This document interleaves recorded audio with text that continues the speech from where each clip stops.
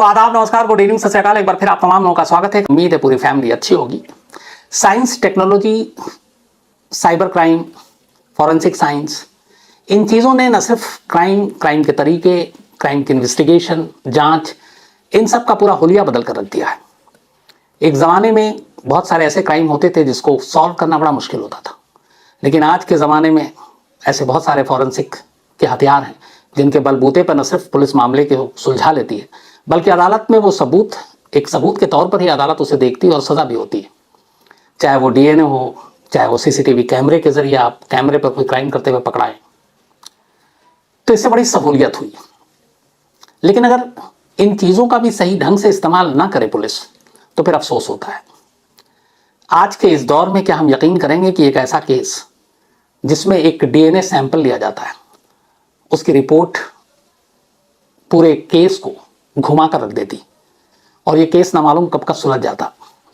लेकिन 3 साल तक डीएनए सैंपल लेने के बाद पुलिस और जांच एजेंसी भूल जाती है कि ऐसा है, किसी केस के लिए उन्होंने डीएनए सैंपल भी कलेक्ट किया था, उन्होंने लैब में भेजा, उसकी रिपोर्ट क्या हुई, आई नहीं आई, भूल गए। और इस चक्कर में 3 साल तक ये केस फाइलों में दबा रहा। 3 साल बाद ये केस जाकर खुला, जिसको कायदे से 3 साल पहले खुल जाना चाहिए था। कहानी उत्तर प्रदेश की है और बेहद ही अजीब और गरीब कहानी है। कहानी की शुरुआत होती है 2018, फरवरी का महीना था, वैलेंटाइन डे का दिन था। एक परिवार रहता था यहाँ पे ग्रेटर नोएडा में, उसमें राकेश परिवार का मुखिया, उसकी बीवी रत्नेश और 2 बच्चे थे प्यारे प्यारे। एक 3 साल की बेटी थी अवनी और 1.5 साल का बेटा था अर्पित। अवनी, अर्पित, रत्नेश अपने पिता राकेश के साथ रहा करते थे ग्रेटर नोएडा में। फरवरी के महीने में 2018 में अचानक ये तीनों गायब हो जाते हैं। रत्नेश और उसके दोनों छोटे बच्चे गायब हो गए। अब इन्हें ढूंढा गया, कहाँ मिले। रत्नेश के घर वालों को चिंता होती जब उन्हें पता चला कि उनकी बेटी और उनके दोनों नाती नाते वो गायब हैं। तो वो भी परेशान आकर पूछते हैं राकेश से। राकेश कहता है कि मुझे भी कोई जानकारी नहीं। राकेश के घर वाले भी बताते हैं, वो भी परेशान कि पता नहीं ये तीनों कहाँ चले गए। उनकी काफ़ी खोज खबर ली जाती है पर कोई सुराग नहीं मिलता। धीरे धीरे वक्त बीतता है। अब रत्नेश के घर वालों को पता नहीं क्यों राकेश और राकेश के घर वालों पर शक होने लगता है कि इन तीनों की गुमशुदगी के पीछे कहीं ना कहीं इनका हाथ है। वो पुलिस में जाकर रिपोर्ट भी लिखा देते हैं कि एक घर के 3 लोग गायब हैं, रत्नेश और 3 साल और 1.5 साल का बच्चा, और हमें शक है कि हमारा दामाद इस गुमशुदगी के पीछे है। लेकिन घर वाले कहते हैं कि हम तो खुद ढूंढ रहे हैं और यह गलत इल्ज़ाम। लेकिन रिपोर्ट लिखाने के बाद अभी पुलिस कार्रवाई करती, तभी अचानक अप्रैल 2018 यानी फरवरी में यह गायब हुई तीनों, और ठीक 2 महीने के बाद राकेश भी गायब हो जाता है। अब राकेश का कोई सुराग नहीं। राकेश के घर वाले पुलिस में जाकर उसकी गुमशुदगी की रिपोर्ट लिखाते हैं। अब यहाँ मामला ये फंस गया कि एक तरफ राकेश की पत्नी और 2 बच्चे गायब फरवरी से, और 2 महीने के अंदर अंदर जिसके ऊपर शक था वो राकेश भी गायब। अब पुलिस करे तो क्या करे। उन तीनों को जो गुमशुदगी की रिपोर्ट थी और जो उनके लिए सस्पेक्ट था वो भी गायब हो गया। फिर भी पुलिस अपनी कोशिश जारी रखती है। इसी दौरान 26 अप्रैल 2018 को कासगंज यूपी, ग्रेटर नोएडा से करीब 160 किलोमीटर की दूरी पर है ये। तो कासगंज यूपी में 26 अप्रैल 2018 को कोई शख्स पुलिस को फोन करता है और बताता है कि रेलवे ट्रैक पर एक लाश पड़ी है। पुलिस की टीम जब रेलवे ट्रैक पर पहुंचती है तो देखती है कि एक नौजवान की लाश पड़ी है। लाश की हालत बहुत बुरी थी, चेहरा कुचला हुआ था, हाथ के पंजे कटे हुए थे, और वो देखकर पहली नजर में ऐसा ही लगता था कि ये किसी ट्रेन के नीचे आकर कट गया और इसकी मौत हो गई है। पुलिस आसपास में लाश के तफ्तीश करती है तो देखती है कि लाश के करीब ही एक पर्स है, एक आईडी कार्ड है। उस आईडी कार्ड को पुलिस देखती है तो उसमें नाम, पता और फोटो था। आईडी कार्ड पे लिखा था राकेश, पता था अलीगढ़ का, एक ग्रेटर नोएडा के पास। अब पुलिस के पास एक कि ये पर्स और ये जो कुछ है आईडी कार्ड, ये क्या मरने वाले का है, क्योंकि चेहरा पहचाने जाने लायक था नहीं। तो पुलिस की टीम फौरन अलीगढ़ में राकेश नाम के इस शख्स का जो आईडी कार्ड पे पता था वहाँ पहुँचती है, और वहाँ जाकर वो बताती है कि ऐसी ऐसी बात है, एक लाश मिली है, हुलिया पहचानने में नहीं आ रहा है, पर ये कार्ड और पर्स मिला है। घर वाले पर्स और कार्ड को पहचान लेते हैं। इसके बाद पूरी घर वाले जो है वो पहुँचते हैं कासगंज, और वहाँ मुर्दा घर में ले जाकर राकेश की लाश को दिखाया जाता है। चेहरा पहचाने जाने लायक नहीं था, लेकिन कपड़ों से घर वाले राकेश को पहचान लेते हैं और कहते हैं कि हाँ ये राकेश का ही, बटुआ भी राकेश का है, कपड़े भी वही था। और इत्तेफाक से वो कपड़े राकेश के ससुराल वाले भी पहचानते हैं, जिन्होंने 2 महीने पहले तक अपनी बेटी और 2 बच्चों की गुमशुदगी के लिए राकेश को जिम्मेदार ठहराया था। तो अब कहानी ये थी कि एक तरफ रत्नेश और उसके दोनों बच्चों के लिए उसके माँ बाप राकेश को और राकेश के घर वालों को जिम्मेदार ठहरा रहे थे।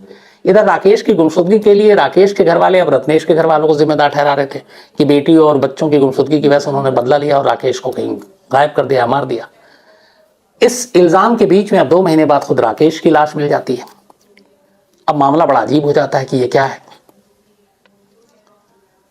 तो राकेश की लाश को पहचानने के बाद पुलिस राकेश की लाश को उनके घर वालों को हवाले कर देती है, वो लोग उसकी अंतिम संस्कार कर देते हैं। लेकिन उससे पहले कासगंज पुलिस राकेश के डीएनए सैंपल को कलेक्ट कर लेती है लाश के साथ, और साथ में राकेश के घर वालों का भी डीएनए सैंपल लेती है, ताकि एक बार वो कंफर्म हो जाए कि ये लाश वाकई राकेश की है, किसी और की नहीं है।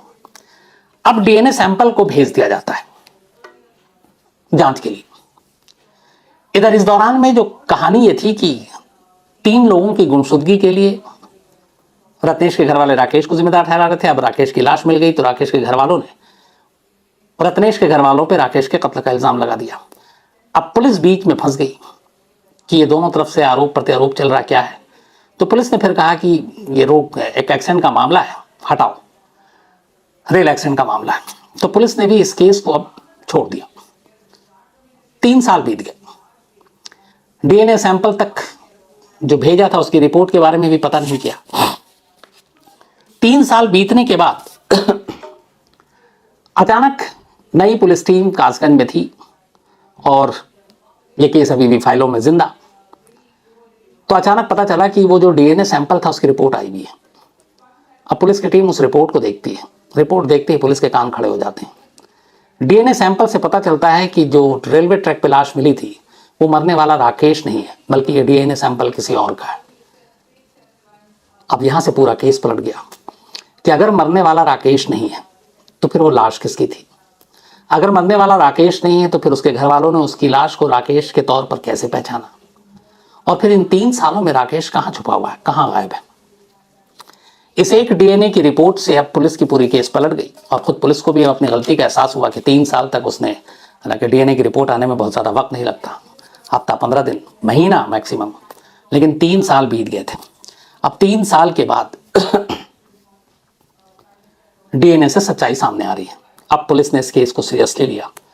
अब इस केस को नतीजे तक और अंजाम तक पहुंचाने के लिए सबसे पहले सवाल का जवाब जरूरी था, और वो ये कि अगर मरने वाला राकेश नहीं है तो फिर राकेश कहाँ है, क्योंकि उसी से ये पता मिलेगा। दूसरा कि राकेश की बीवी और 2 बच्चे जो गायब हैं, क्या उनका इस कत्ल और लाश की अदला बदली से कोई लेना देना है। पुलिस ने तफ्तीश शुरू की। अलीगढ़ और ग्रेटर नोएडा में राकेश के घर के आसपास अपने मुखबिरों की जाल बिछाया, पता करने की कोशिश की राकेश कहाँ है। थोड़े दिनों की कोशिश के बाद ये पता चला कि राकेश है तो जिंदा, क्योंकि उनके घर वालों के हाव भाव और कुछ बातों से ऐसा लगता है। फिर और तफ्तीश हुई तो पता चला कि राकेश जो है वो हरियाणा में कहीं सोनीपत के आसपास रहता है। पुलिस की टीम वहां भी गई, लेकिन राकेश नहीं मिला। पानीपत के बारे में खबर मिली कि वहां हो सकता है, पानीपत में भी पुलिस की टीम पहुंची, यूपी की, वहां भी नहीं मिला। लेकिन पुलिस की टीम लगातार राकेश के पीछे लगा दी गई कि जहां से जो भी सुराग मिले पता करो। आखिरकार कोशिश रंग लाई। कासगंज पुलिस जिसे दूसरे स्टेट में, दूसरे शहरों में ढूंढ रही थी, वो राकेश कासगंज में ही मौजूद था, लेकिन एक नए चेहरे के साथ, एक नए नाम के साथ। राकेश ने अपना प्लास्टिक सर्जरी करा रखा, और प्लास्टिक सर्जरी कराने के बाद उसने अपना चेहरा कुछ हुलिया बदल लिया था।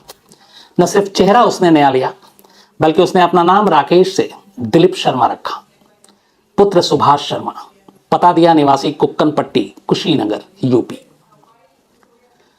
मुखबिरों के जरिए राकेश तक पुलिस पहुंची, और फिर इस राकेश जिसने अपना नाम उस वक्त तक बदल लिया था, दिलीप शर्मा हो गया था राकेश से, उसको उठाती है। शुरुआत में राकेश मना करता है, कहता मैं तो दिलीप शर्मा हूं, और उसके पास सारे वो आईडी कार्ड, उसके पहचान पत्र, शिनाख्ती कार्ड, सब कुछ था। तो पुलिस को भी पहले लगा गलत आदमी को उठा लिया, लेकिन फिर और भी तरीके थे, डीएनए भी था। तब पुलिस ने जब फिर सारे अपने हरबे इस्तेमाल किए और कहा कि देखो तुम्हारी सच्चाई आ जाएगी, आखिरकार राकेश टूट गया और फिर उसने कहानी सुनाई। राकेश की शादी जो है वो 2012 में हुई थी एटा की रहने वाली रत्नेश के साथ। अरेंज मैरिज थी। शादी के बाद दोनों ठीक ठाक खुश थे। इसके बाद इन्हें 2 बच्चे होते हैं।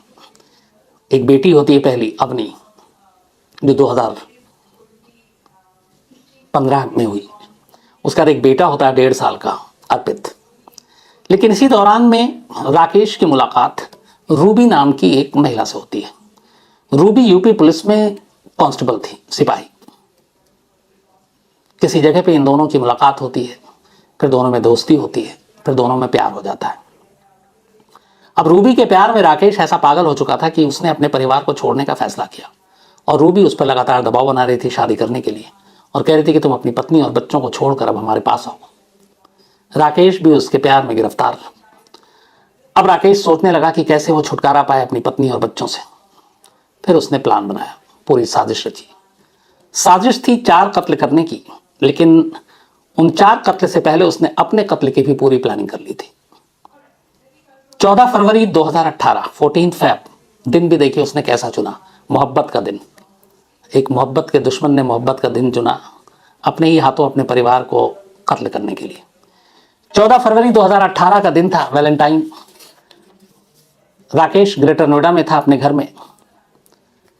उसकी पत्नी रत्नेश और दोनों बच्चे घर में थे। रात को मौका पाकर राकेश ने सबसे पहले अपनी पत्नी का गला घोंट कर मारा, कत्ल किया। इसके बाद अपने ही हाथों से अपने 3 और 2 साल 1.5 साल के बेटी और बेटे का कत्ल किया। कत्ल करने के बाद तीनों लाशें वो घर में ही रखे रहा और रात ढलने का इंतजार किया। प्लानिंग पहले से थी। उसे मालूम था लाश को लेकर बाहर जाने में बड़ा रिस्क है, खतरा है। तो उसने सोच रखा था कि लाश को कहाँ ठिकाने लगाएगा। घर में कोई और था नहीं। उसने घर के अंदर गड्ढा खोदा और घर के ही एक कमरे में तीनों को एक साथ दफना दिया। फिर ऊपर से उसने सारी मिट्टी डाली। फिर धीरे धीरे उसने अपने टाइल्स वाइल जो भी थे सब लगा दिया। अब 3 लाश के साथ राकेश उसी घर में है।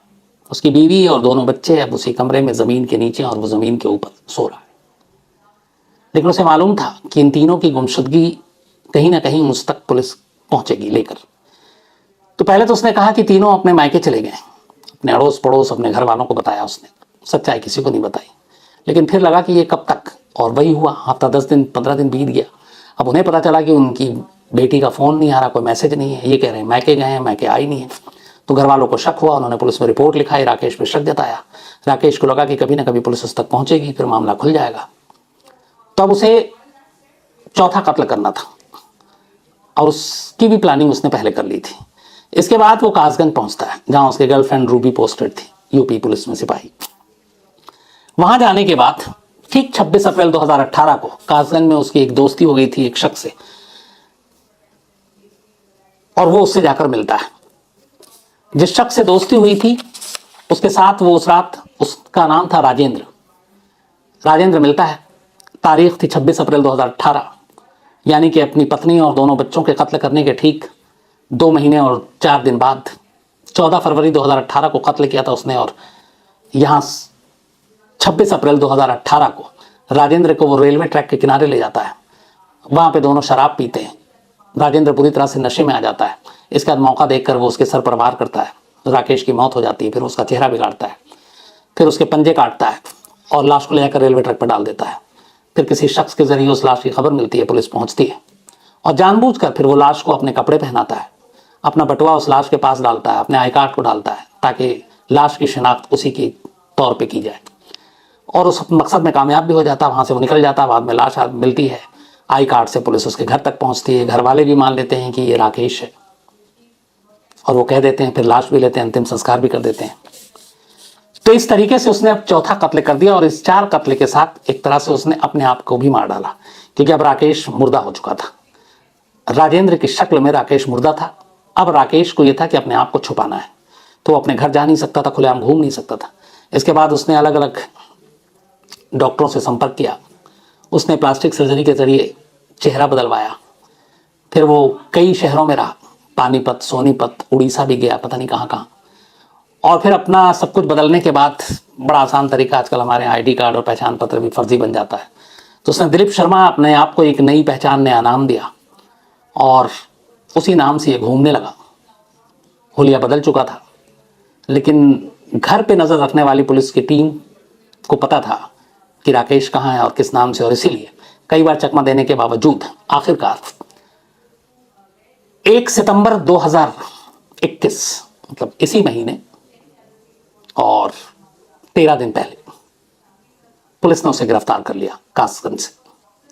गिरफ्तार करने के बाद उसने सारी जब कहानी बताई, उसके बाद पुलिस उसे लेकर ग्रेटर नोएडा पहुंचती है, उसके उसी पंच विहार कॉलोनी के घर में, जहां 14 फरवरी 2018 को उसने एक साथ 3 कत्ल करके अपने ही कमरे में 3 लाश को दफना दिया था। अब उसकी मौजूदगी में पुलिस पूछती है वो कौन सा कमरा है, वो कौन सा फर्श है। वो खड़ा होता है, कैमरे पे बाकायदा रिकॉर्डिंग होती है, खुदाई की जाती है। करीब 1 घंटे की खुदाई के बाद अंदर से हड्डियां निकलनी शुरू हो जाती हैं। उन सारी हड्डियों को पुलिस समेटती है, फॉरेंसिक जांच के लिए भेजती है। वो 3 इंसानों के कंकाल की हड्डियां थी।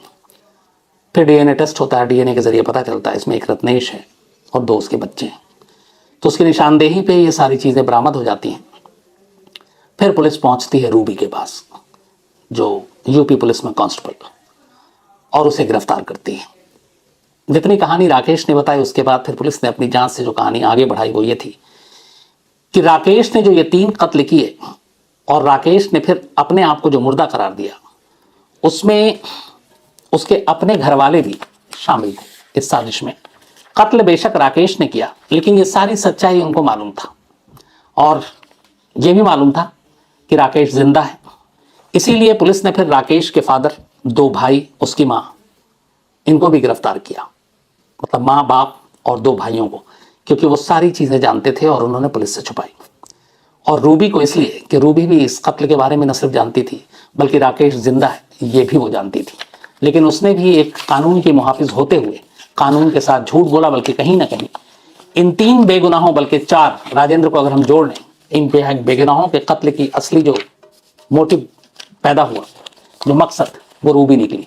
क्योंकि रूबी के प्यार में ही राकेश ने अपनी बीवी और 2 बच्चों को मारा और फिर राजेंद्र नाम के अपने एक दोस्त को मारा, ताकि वो उसको अपना नाम दे सके एक मुर्दे के तौर पर। तो इस कहानी में जो एक मैसेज है वो ये है कि केस कैसा भी हो, अगर पुलिस इसको सीरियसली और ईमानदारी से इन्वेस्टिगेट करे तो बहुत सारे केस फाइलों में दबे नहीं हों। अगर राकेश के डीएनए सैंपल, जब उन्होंने उस रेलवे ट्रैक से जो लाश मिली थी, जो राजेंद्र की लाश निकली बाद में, उस डीएनए सैंपल की रिपोर्ट उसी वक्त 3 साल पहले ही 2018 में ही अगर वो उनके पास होता, मिल जाता, तभी पता चल जाता कि लाश राकेश की नहीं थी। और तब जो पुलिस ने अपनी रफ्तार दिखाई जांच में, अब ये 2018 में भी दिखाती और ये केस 2018 में सुलझ सकता था, खुल सकता था। लेकिन पुलिस ने ऐसा किया नहीं और लापरवाही की वजह से 3 साल तक एक सिंपल केस जो डीएनए से खुल सकता था 3 साल तक उलझा रहा। तो ये थी कहानी।